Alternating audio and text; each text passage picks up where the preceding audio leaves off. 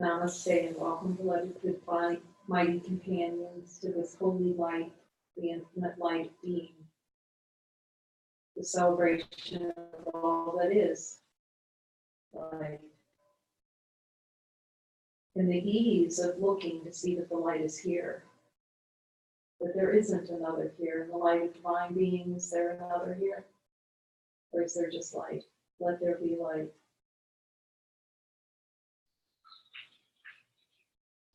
And today's topic, Jesus says he wants to share or express, is on fear of God, the desire for the experience of fearing God.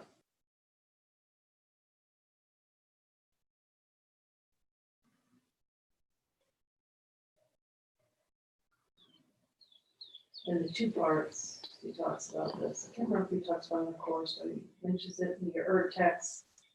The two parts. The first part is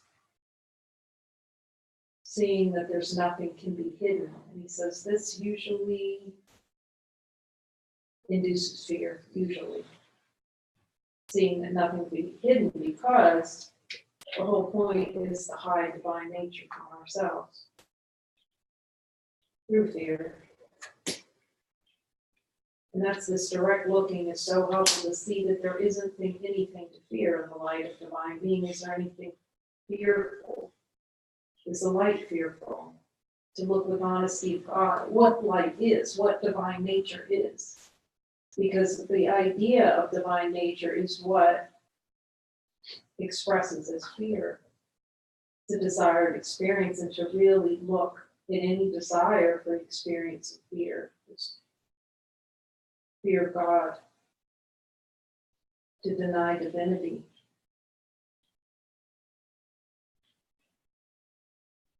And to see directly as the light of divine being, infinite being, that fear is a desired experience, to self-crucify.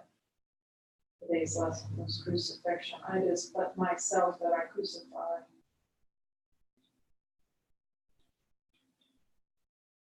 We can see the lights here so easily, and we can rest with the light. It's just as long as those subconscious desires and energetics are in play. And it's very difficult for us to tell when they're in play because we lost our way. So we assume, oh, I know it there. No, we don't. That's why we have to go to divine light and ask for help in every circumstances, whenever something's arising. So we can't tell if it's old energy clearing out or if it's what it is. So we have to go to the one who knows to say, okay, what's most healthy right now? And without doing that, then we will have bouts. There will be bouts of with the whatevers that consciousness will toss out in the subconscious mind, being sick. I remember just being deathly sick, seemingly. I mean, sicker than sick. Even when we're sick, know that we can call the voice. It is harder, it can be harder to hear because the sick, and the all of that is the way in which consciousness plays to deny itself. And I'm seeing how helpful it is, this light training. Go to the light first.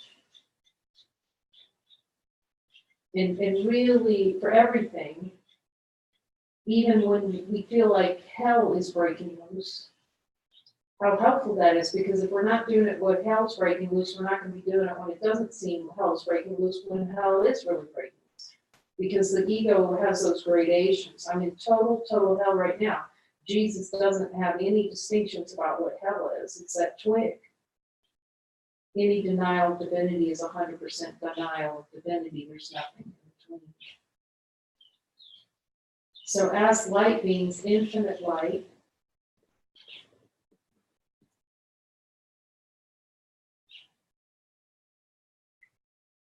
it feels very helpful to look directly at denial of divinity in total.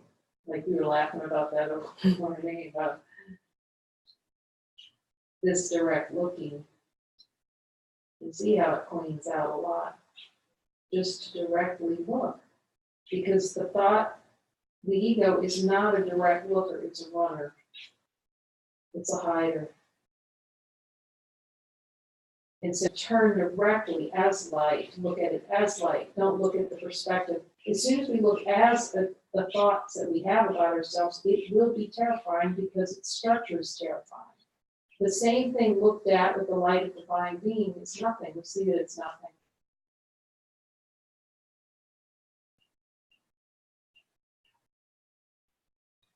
Consciousness is a terror manufacturer. A terror of God. It's a terrorist. It's a desired experience to have a terrorist within. You know, we want to hunt down Al-Qaeda, so we never have to look in to see the terrorist is the decision to deny divinity. That's the one that needs to be hunted down. But if we can send somebody to Afghanistan to get Al-Qaeda, we'll be safe. Safe from ever looking to see that the terrorist is within. The terrorist is the one within that we gave the room. We turned over the play in so that we can't feel safe, so that we have to feel terror of ourselves, of God. The real terror is not Al-Qaeda. The real terror is the divine light within. I may get a visit from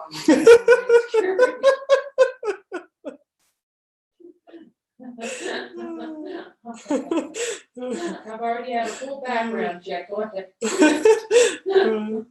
I've already been cleared. The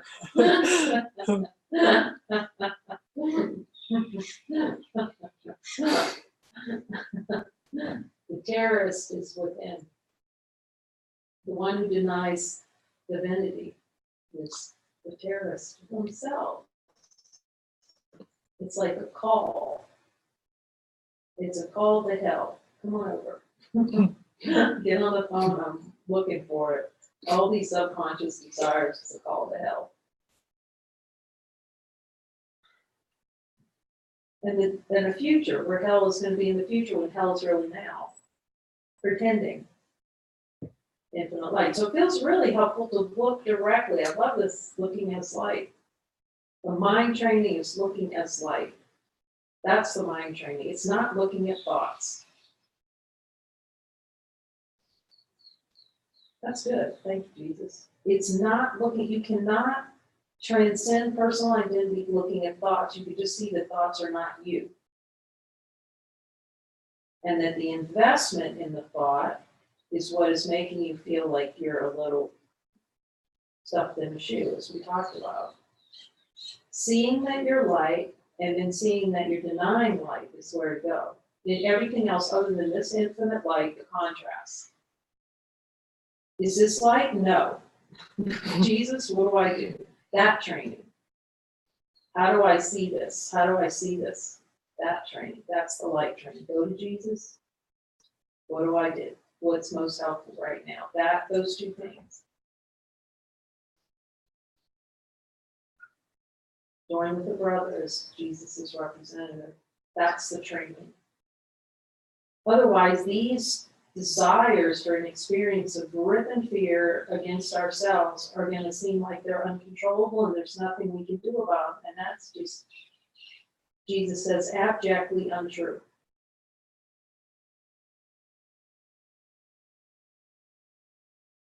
As long as the belief desires, because we desire to be afraid of ourselves. Without the desire to be afraid of ourselves, without really looking deeply and just being fully with Him on it is but myself that are crucified, fullness, full acceptance of that. Because He says, when you accept this, you feel it fall away. It's not possible. So if fears arising, that means that below the level of awareness, there is a desire to experience fear and non-acceptance of that lesson. It is but myself that I crucify. And it's desire for a future in which I will be crucified. That's pretty direct. That's for me. I'll look at that.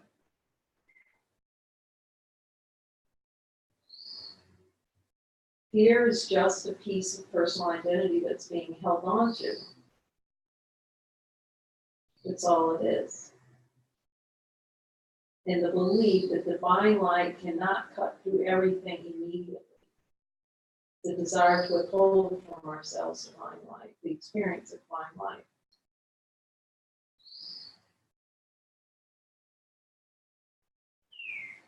So it's really helpful to, in these light circles, a continual practice. Start with the light first. See, is the light something to fear?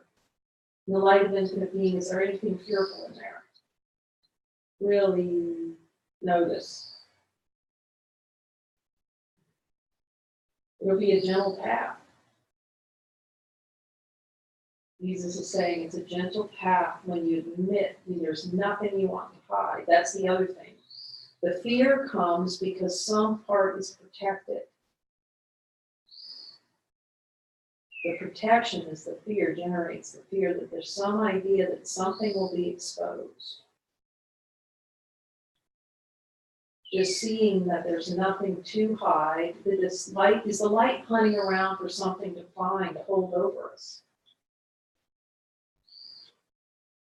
Is anything actually hidden from the light? Technically, in a technicality, is the light doesn't see anything, and it doesn't know. Infinite light doesn't know something hidden, something wrong, in any way, shape, or form. It's very interesting if you look at the reflections of the world. Some reflections seem to have likeness of it, others seem to go throughout the difference. Asking Jesus to be really clear about this. The difference is desire for the experience, or even interpret the experience that seemingly someone else is having is difficult because it's all the same. It's all infinite love.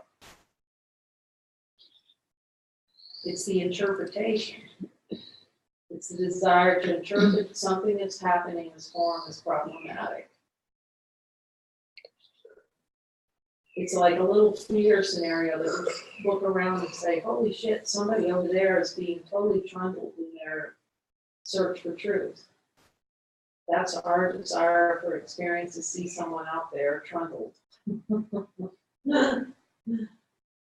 We miscreate fear, experience of fear within ourselves. All the power of seeing in the light of divine being, is anything happening? Does the light know anything happening? In its indirect experience, is anything happening? Can anything happen to the Son of God?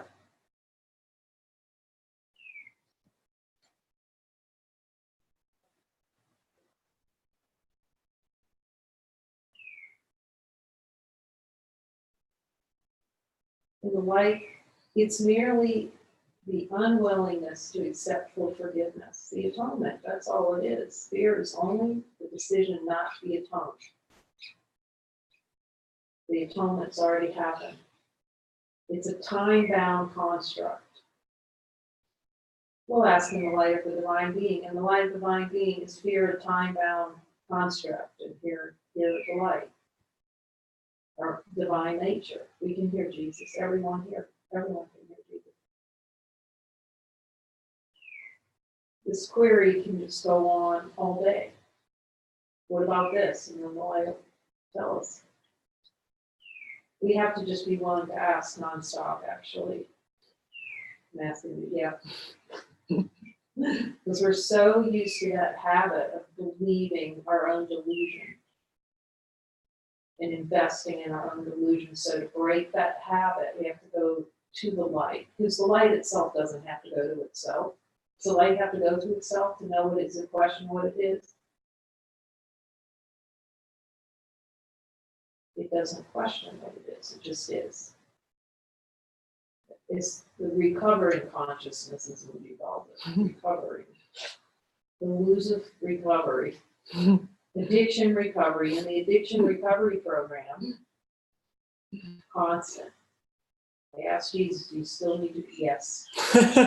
We still need, yes. Still need to come to me? Yes. happily. For everything, yes. Happily. It's the admission that we really don't know.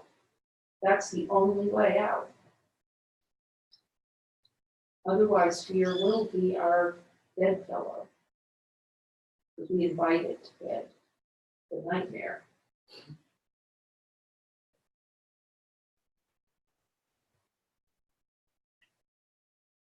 I'm looking really deeply at this great lesson today. It can be like that full on admission is the way out. It can be, but myself is crucified. It's me, it's me, it's me.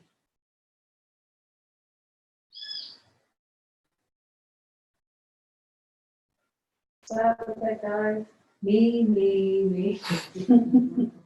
From the Matrix. Me.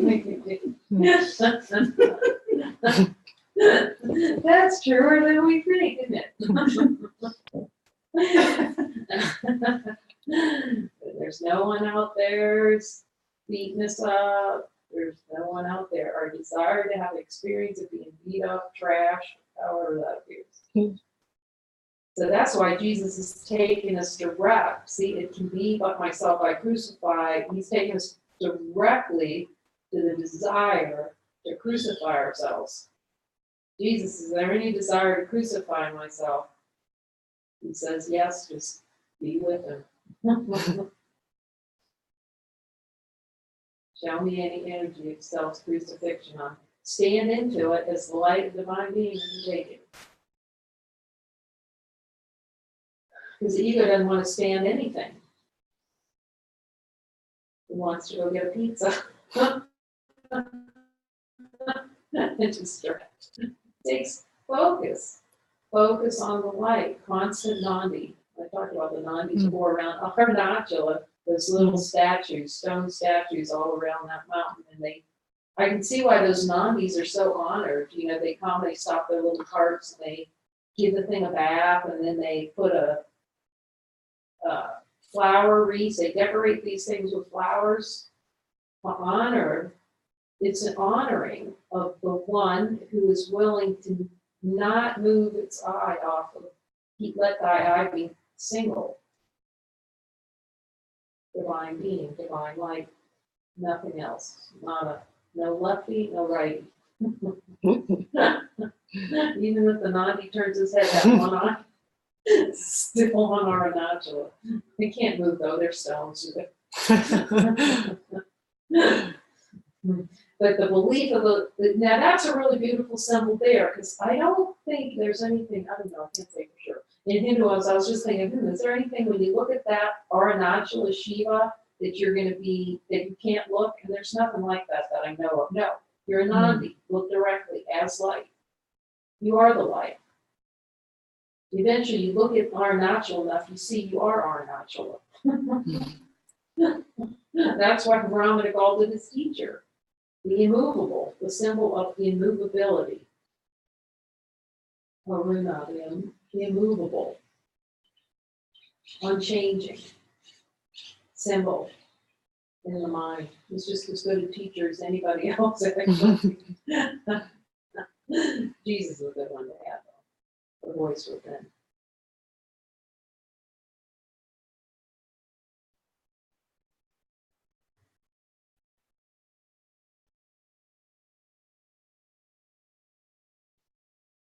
Jesus, show me any desire for death, for that experience of death.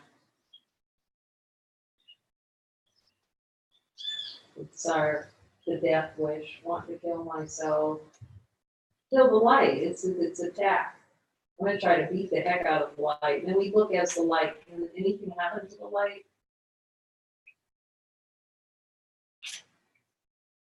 Light shining. Stay as the light and ask the light. That's what he says, if you spin out, it's hard for him to help us. Because we can't hear the noise because of the desire to deny divinity and the habit of playing in consciousness. And he can't do it for us. Every divine being must accept this, for the acceptance is here. Where else can the acceptance happen? And I can see that it's a beautiful reflection of the mind. We want someone else also, not only do we want attack, but we want someone else to do it, to be our savior. Because even that's in a way, it's innocence. There's no judgment of this because there's still an attraction to go to a Muji or someone else. There's this subtle thing in the mind, like Muji, chop my head off. Take the ego from me. And all the powers when that's seen through, that the decision can only be here. Like Muji's just a reflection in the mind. A reminder the divine light's here, but the acceptance is always, it is but myself that I crucify. It's always right there, here.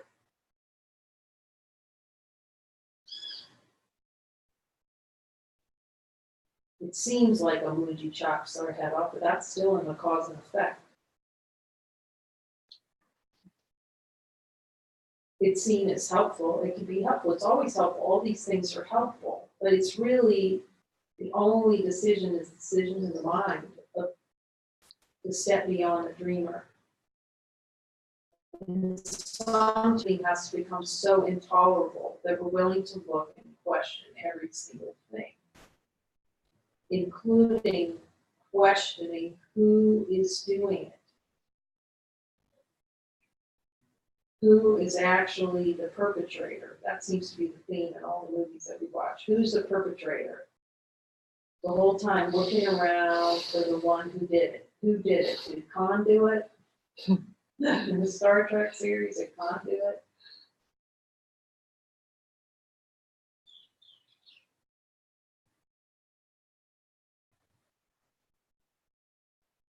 It's like a mystery. Let's find out who did it. And then you see it's all a distraction to see that it starts here.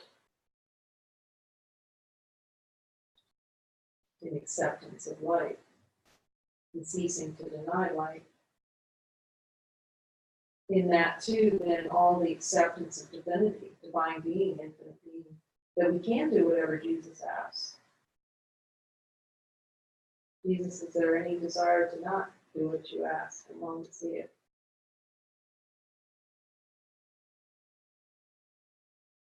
Because that's the symbol of not being willing to be divine.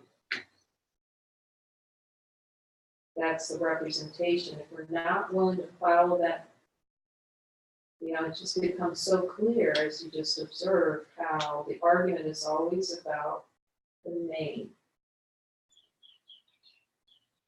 What name of God? Is the name of God right? Is the name of Jesus right? What's the name of the voice for God? I like this one versus that one. That's death, because it's the argument about what doesn't have a name. Does infinite light have a name?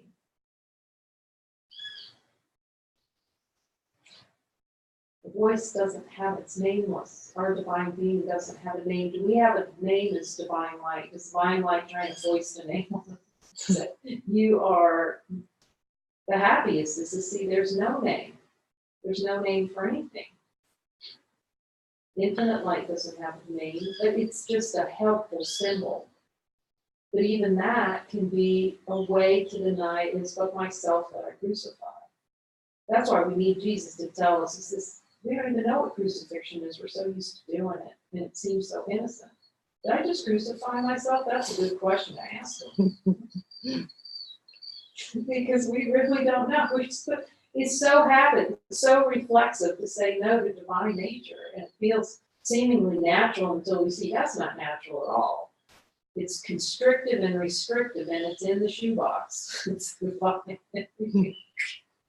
until we really can start to see those contractions and admit them and look at them directly. Okay, I'm going to look directly at this. Admit, Jesus, I feel the slightest twinge. Help me.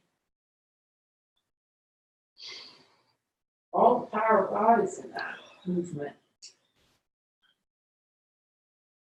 So really looking at the desire to deny ourselves, that this isn't anything other than that. There's nothing else happening, and that's not even happening because it can't happen. Can the light, divine light, deny itself? This divine light, I'm going to deny myself today. Does it say that? Infinite light? Today I'm going to suffer. Does the infinite light say that? We don't say that technically. But as soon as there's a desire for a future, that's self-crucifixion. As soon as the idea of futures, that's why he says, have no future thoughts, not one, not zip. I'm looking directly at that. Jesus, show me any desire for a future thought. That's self-crucifixion. That's why we have to ask him. I could see that today. Is this a future thought? Because he'll also tell you there are times when you are going to think it, but you know it's not a future, you're not identified with it. You might be thinking about something like, for this facility, we might need to see or think about something or take care of something that seems like it's 3 days from now. Let's just say that. To have that voice tell you that is function, look at this. You're not creating a future, you're in the, as the presence in function. And it's practical. And there's an understanding that that's a movement in consciousness, and seemingly how it's thought, but it's not being used to deny all the love that's here right now. It's not getting something. It's not trying to get something in the future or get safety in the future. It's just practical. You know, you can even look at David. I mean, it's not like he doesn't have a schedule at all. Now, Muji, on the other hand, does not like to have a schedule. He doesn't like anybody to ask him what's happening tomorrow. He doesn't even want to talk about it. I don't even know what I'm having for lunch. I don't want to talk about it. What a great example. He doesn't plan anything. It drives me to go up. Well, can you know, I mean, he does have a schedule. Like, he'll have a schedule. People come in and we talk to him about practical matters, but he has no planning around it. Because that doesn't mean it's going to happen. You could be sitting there for 4 hours waiting to talk to him. It'll unwind really quickly from being used like, no. I mean, that's, you know, it's like an operation to get the ZMAR schedule or the Richie catch.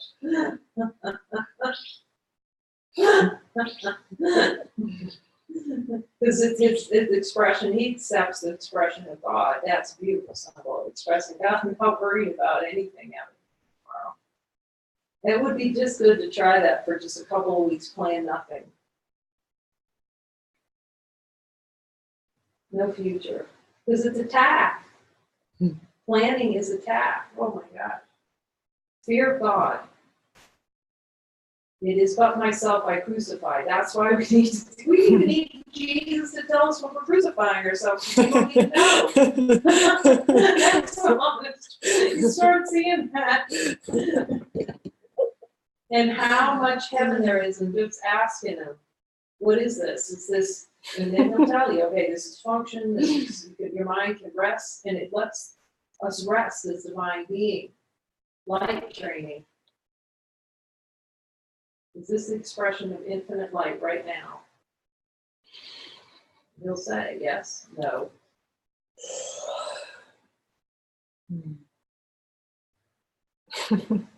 So it's really helpful just that whatever desires there are, ask Jesus quickly to show you desire to be fearful of God. Desire for the experience of have terror. And even if terror comes, stand into it. Because we know we're light. And no terror can outlast the light. And we know that. In the light of divine being, can terror last with light? It's just a dance with the devil. But even dances with the devil, the devil can move on to eventually moves on to somebody else. You know, eventually everything changes. I love that. Jesus talking about Lucifer as a symbol, light bearer, the fallen angel. That's a symbol, he says, of man. As being fallen angels, it's merely the decision. You bear light. Even Lucifer bears light. He just says no to the light. He's a symbol of all of us now. He's trying to boot the light out. Fear is booting out the light. That's got to be seen for what it is. Otherwise, like I said, it's going to be a fiery ball of hell journey. But even that's the expression of infinite love. So what do? Ask Jesus. That's what you do. That is the only thing of any value in this little world. Ask infinite light every column. And admit you're crucifying yourself. That's helpful. It's really helpful. I just crucified myself. We say boot ourselves out of heaven. That works too. I'm gonna wear a little boot. We're gonna have different symbols, so it's really funny, and we can help ourselves remind each other. Okay, I'm booting myself. I just booted myself. I just self-crucified. Carried a little crucifix, but no. Who is hanging themselves? Who hung on the cross? Who's hanging on the cross? And that God, that's the whole thing, to have this extraordinary expression in consciousness. As I asked him, did you feel pain? He said, you have to have guilt to have pain, and I didn't have any guilt. I still have no guilt. The pain is guilt. And if you have no guilt, you can't feel the pain. Sensory experience. So the suffer and die part, I'm asking him, didn't happen. Besides, it's consciousness anyway, which doesn't happen. But be that as it may, it's a helpful symbol. Because even Jesus talks about symbols, in helpful symbols, in stories. And he still talks about whether he's crucified or not, because it's helpful. It's helpful. It's the Holy Spirit's reuse of stories. But he says, make no mistake, there is no pain.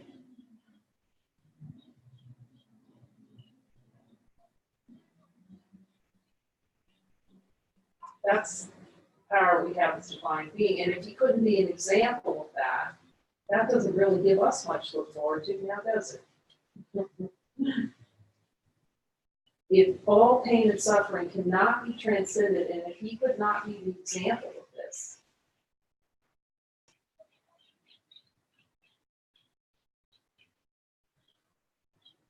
because he's us, he's the example of ourselves, transcending the idea of pain and suffering through the desire to experience guilt, through the desire to be afraid of God.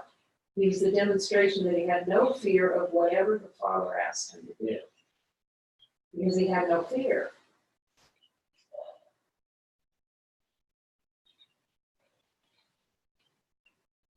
I was just asking him if he had a deny. If you're looking at denials of the minute, he said, I knew there was nothing to deny. That was his function.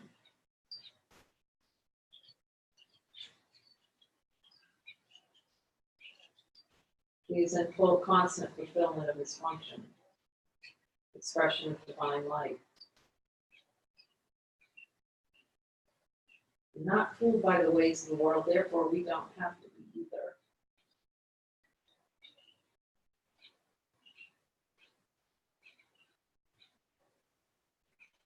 That's happy news. It really is happy news. For everyone except the idea we have of ourselves, that's not happy news. The part of ourselves that wants to crucify will not be happy with this news. That's why that was the expression of consciousness, to try to crucify Jesus, to crucify something outside of ourselves.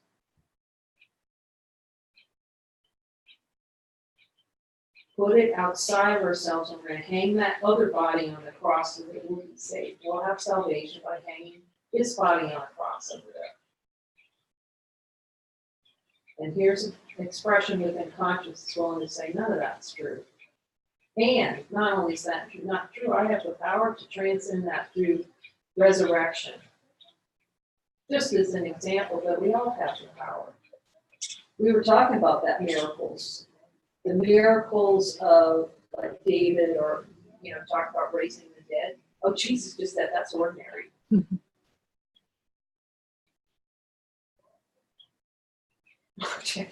It's ordinary.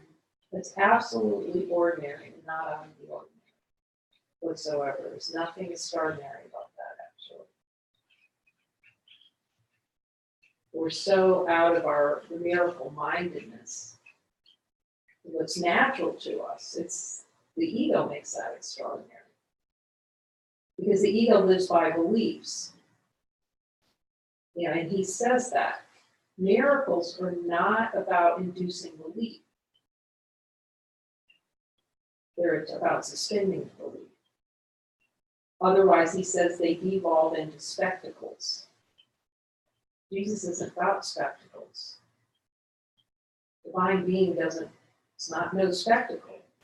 Because he sees everything is us. God is us. God is what is. So there's a play in consciousness that marvels at these things and marvel. But really, it's all a marvel. The power that infinite being has to pretend and play and just put this dress on, this dress on, this dress on. You know, it's hilarious. We're worried about what we're wearing today when we're wearing the universe. That's what we're wearing. Everything that's arising, we're wearing that today. And we're worried about what color our clothes is. That's why Jesus says that, don't even pay any, attention to that. What you're gonna eat, you're the whole thing, the whole gig. There's not a thing here. In the light of infinite being, is there anything appearing in consciousness that is not of us? It's like a dream, but is it outside of us? You can't find it in light of divine being. Everything is the same. Infinite light. And so honesty of God that's honesty of God is to say fear is impossible. That's honesty of God. Fear is impossible. Fear does not exist. Infinite love does not. Perfect love casts out fear. In the light of divine being and infinite light, the fear and love coexist in our direct experiences like these.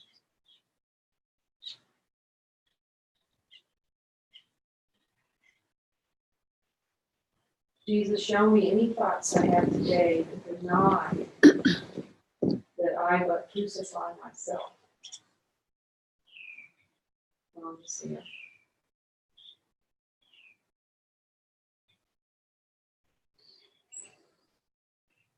Show me any ones I think I had. Those are the ones we want to see. He has to show them to us. Because we think we know which ones they are, but we really do not know. That's what I'm seeing. Do not know. We get better at the detection of them, where we're denying ourselves. There's just no greater, this experience here, so I don't want to talk about that. There's no greater power than calling upon Jesus Christ, infinite light within, to show us where the darkness hides directly. So we can see that it's untrue. That is all God is suggesting.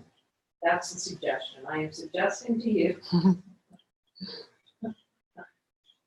that you're a divine being. I am suggesting that if you're not happy with being a limited body, there's another option. And here's the option. That as we can see, as light, because infinite light insists on anything. Not insisting, it doesn't coerce. So if we're feeling coerced, it's a desire to feel coerced by God. God doesn't coerce. Infinite light doesn't coerce. Does infinite light cause fear in direct experience? Is fear possible in infinite light? So fear is a desire to deny light. And tell a story about that it's possible to deny light.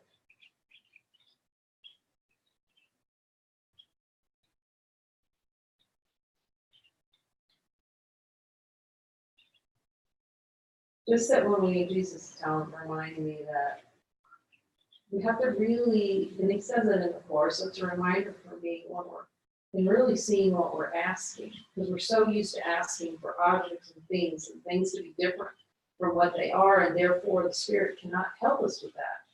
The only thing the Spirit can help us with is in willingness to see it differently. That's it. Because God has given us everything, infinite being. Everything, infinite totality. So in totality, does the light need help with anything? That's why Jesus can't interfere. He'd be telling us we're weak little mongrels. You're a little incapable mongrel. But with that is the recognition that it's a part of ourselves that can help us out. The part of ourselves that remembers who we are. The part of ourselves that has clarity on our identity. Clarity of where we've deluded ourselves into believing we're less than divine beings. So we're calling for help from ourselves, actually, by accepting ourselves as with having the power to see through all of it, because we created it.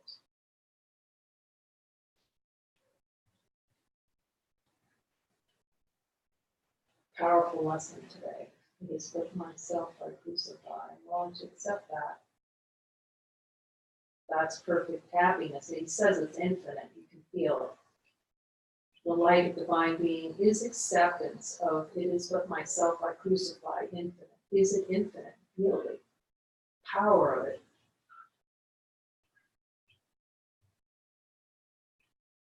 Yeah, the real power of the acceptance of that. It's a thought of God fully accepted that is direct. Because that is what limited conscious, the ego does not want to see.